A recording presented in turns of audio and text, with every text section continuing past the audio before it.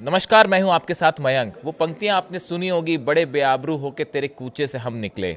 अब ये बात कही जा रही है अमेरिकन फोर्सेस के लिए, जिन्होंने पहले जो है अल उदैद बेस छोड़ा। अब उसके बाद इराक में अल असद बेस भी खाली कर दिया गया है। अब देखिए, सवाल ये है कि ऐसा क्या हुआ कि पिछले 3 दिनों के अंदर अमेरिका को जो है अल उदैद बेस से अपने सैनिकों को वापस बुलाना पड़ा, सबसे बड़ा बेस मिडिल ईस्ट में। उसके बाद जो है दूसरे नंबर का सबसे बड़ा बेस इराक में अल असद बेस, वहां से भी अमेरिकी सैनिक पूरी तरह से बाहर निकल चुके हैं। और सिर्फ सेना ही बाहर नहीं निकली, वहां जितने हथियार थे, जितने इंस्ट्रूमेंट थे, सब लेके लाव लश्कर के साथ बाहर निकल गए हैं। इराक छोड़ दिया उन्होंने, अल असद बेस छोड़ दिया उन्होंने। इसीलिए कहा जा रहा है कि बड़े बेआबरू होकर तेरे कूचे से हम निकले। अब देखिए, इस बात को समझिए।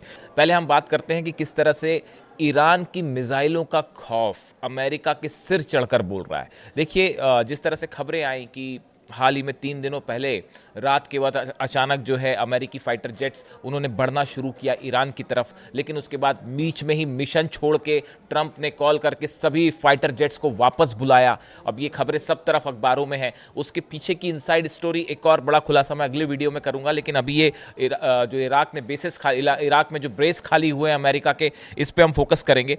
देखिए, ये पूरी घटना के बाद ये कहा गया, ये बताया गया कि जितनी अरेबियन कंट्रीज हैं, इन्होंने डोनाल्ड ट्रंप को ये साफ साफ कह दिया था कि अगर आप ईरान पर हमला करना चाहते हैं तो आप हमारे एयर स्पेस का इस्तेमाल ना करें, हमारे बेसिस का इस्तेमाल ना करें। इसकी सबसे बड़ी वजह है ईरान की मिसाइलें। जिस तरह से अमेरिका ने जब धमकी देनी शुरू की ईरान को और ईरान में प्रदर्शन को हवा दी, उसके बाद ईरान ने एक बड़ी जंग की तैयारी, एक ऐसा पोस्चर लिया कि अगर ईरान पर आपने हमला किया, उसका नतीजा होगा 8 अमेरिकन बेसेस जो है अरेबियन कंट्रीज में, मिडिल ईस्ट में, सब पर एक साथ मिसाइल्स दागी जाएंगी। और ये वो वजह थी। देखिए, ईरान की मिसाइल्स का खौफ जो है वो सबने देखा 12 दिनों की जंग में, किस तरह से इजराइल पर मिसाइलें गिरी और उसके बाद जो हालात बने। और देखिए, उस समय जब अमेरिका ने हमले किए और तीनों न्यूक्लियर सेंटर पर, उसके बाद अल उदैद एयर बेस पर भी ईरान ने एक साथ जो है 16 मिसाइल्स दाग दी। और उसमें से 4 मिसाइल्स ऐसी थी जो अल उदैद एयर बेस पर गिरी। अमेरिका मना करता रहा, लेकिन हकीकत ये थी कि अल उदैद एयर बेस को अमेरिकन डिफेंस सिस्टम नहीं बचा पाया और 4 मिसाइलें गिरी। अब आप सोचिए, अगर एक साथ 100 मिसाइल वहां गिर जाए तो क्या होता है। यही वह वजह है, ईरान की तरफ से साफ कह दिया गया था, अरेबियन कंट्रीज को सबको मैसेज दे दिया गया था। यूएई को मैसेज दिया गया, सऊदी को मैसेज दिया गया, बहरीन को मैसेज दिया गया, जॉर्डन को मैसेज दिया गया, इराक को मैसेज दिया गया कि अगर आप अमेरिकी हमले में आप अपना एयर स्पेस देते हैं, अमेरिका को मदद करते हैं अपना एयर स्पेस देके, या आपके बेसिस का इस्तेमाल होता है, तो ईरान की मिसाइल से आपको कोई नहीं बचा सकता और हम मजबूर होंगे आप पर हमला करने के लिए। ये साफ साफ मैसेज अली खामेनेई साहब की तरफ से और ईरान की सेना की तरफ से, ईरान के जनरल्स की तरफ से सब अरेबियन कंट्रीज को दे दिया गया था। उसके बाद सबसे पहले सऊदी अरब ने ये बात कही अमेरिका से कि आप ईरान पर हमला करना चाहते हैं आप कीजिए, लेकिन हमारे बेसिस का इस्तेमाल मत कीजिए। यही बात बहरीन ने कही, यही बात जॉर्डन ने कही, यही बात इराक ने कही। और देखिए, ये भी कहा गया, एक्सपर्ट्स ने बताया कि अगर 8 देशों के अमेरिकन बेसिस पर एक साथ अगर ईरान ने मिसाइल दागी होती तो ये डिफेंस सिस्टम उसको इंगेज करना मुश्किल हो जाता, मिसाइल्स को रोकना मुश्किल हो जाता। ये सबसे बड़ी खौफ की वजह थी, जिसकी वजह से ये फैसला किया गया जो अमेरिकन फोर्सेस हैं उनको वहां से हटाया जाए।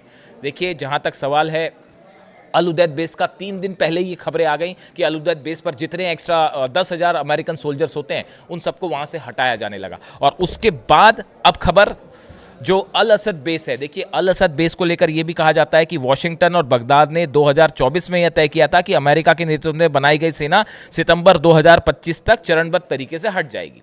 ये एक समझौता हो रखा था। देखिए, इसका एक एस्पेक्ट ये भी है कि एक समझौता हुआ था इराक के बीच में और अमेरिका के बीच में। ये कहा गया था कि सितंबर 2025 तक ही सेना हट जाएगी, लेकिन नहीं हटी सेना। लेकिन अब जब ये हालात बने, जब ईरान की तरफ से ये धमकियां दी गई कि अगर हम पर हमला हुआ तो सब बेस उड़ा देंगे, उसमें जो सबसे निशाने पे प्रमुख बेसेस थे जिनके निशाने पे, वो अल असद बेस है। ये वही बेस है जब कासिम सुलेमानी साहब की शहादत हुई थी, उसका बदला लेने के लिए ईरान ने एक साथ कई मिसाइल्स इस अल असद बेस पर दाग दी थी। और उस समय ये हालात हुए थे कि जबरदस्त नुकसान पहुंचा था अल असद बेस को, और वहां पे सब कुछ फिर से नया बनाना पड़ा। जितने बेसिस थे वो सब साफ हो गए थे, जितने रनवे थे वो साफ हो गए थे। अब उसके बाद देखिए एक बार फिर वही हालात है और ऐसा माना जा रहा है कि कभी भी हमला हो सकता है और उसका करारा जवाब दे सकता है। अब देखिए सबसे बड़ी जो चुनौती थी, सबसे बड़ी चुनौती ये थी कि ईरान का मिसाइल जखीरा, आखिर क्यों पीछे हटी ट्रंप की सेना। ईरान का मिसाइल जखीरा 600 से ज़्यादा खैबर मिसाइल तैयार है, बटन दबाने की देर और 8 अमेरिकी बेस की तरफ मिसाइल्स उड़ान भर देगी।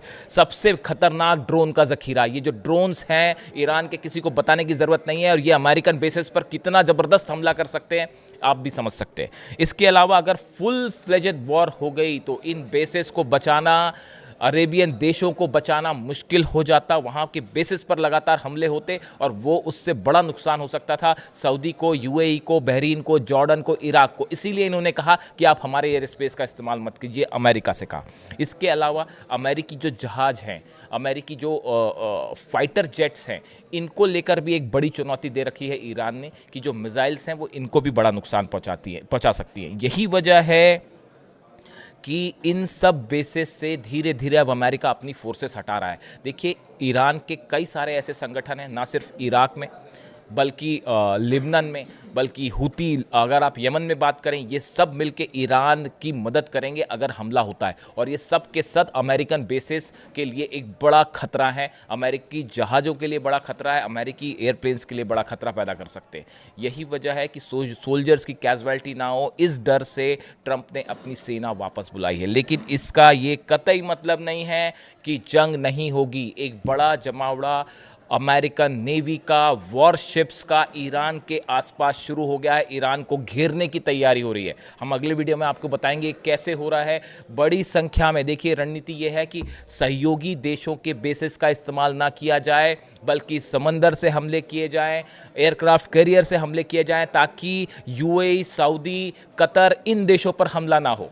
इनको बचाने के लिए ये रणनीति अपनाई गई है। लेकिन अमेरिका ने अपने वॉरशिप से, प्लेन से घेरना शुरू कर दिया है ईरान को और बड़ी संख्या में वॉरशिप्स जो हैं वो मदद के लिए पहुंच रहे हैं। अब मेरे ख्याल से 48 घंटे में जो अब्राहम लिंकन है एयरक्राफ्ट कैरियर, वो भी वहां पहुंच जाएगा और जल्दी ही रूजवेल्ट भी पहुंच जाएगा। इसके साथ ही बड़ी संख्या में जो छोटे वॉरशिप्स हैं वो भी वहां पे पहुंच रहे हैं। यानी ईरान को घेरने की तैयारी और ईरान की मिसाइलें रेडी। लेकिन इस बीच ये बात सच है कि अमेरिका ने अपने फोर्सेस हटाई हैं, जिसमें बड़ी भूमिका ईरान के मिसाइल्स का खौफ है। इससे जुड़ा जो भी अपडेट होगा आप तक पहुंचाएंगे। Thank you so much.